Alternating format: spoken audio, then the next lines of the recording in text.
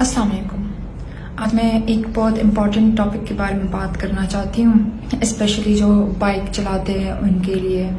آج کل میں دیکھ رہی ہوں کافی نیوز آ رہی ہے کہ بائک ایکسیڈنٹس ہو رہے ہیں.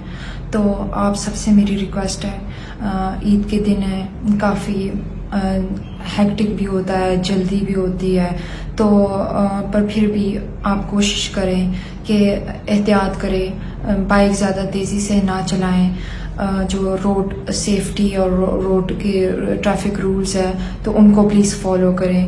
ہیلمٹ پہنیں، ڈسٹریکٹ نہ ہوتے رہیں، فون نہ یوز کریں، کیونکہ اگر اللہ نہ کرے کوئی حادثہ ہو گیا تو پوری فیملی سفر کرے گی، اور نہ صرف اس عید پہ پر آنے والی عید پہ بھی ہمیشہ بات یاد آتی رہے گی.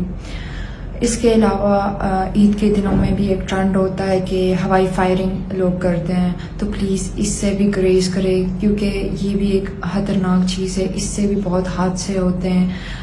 ہوائی فائرنگ کر کے بلٹ اوپر چلی جاتی ہے، پر جب واپس نیچے گرتی ہے تو کسی پہ بھی لگ سکتی ہے، بچوں پہ بھی لگ سکتی ہے.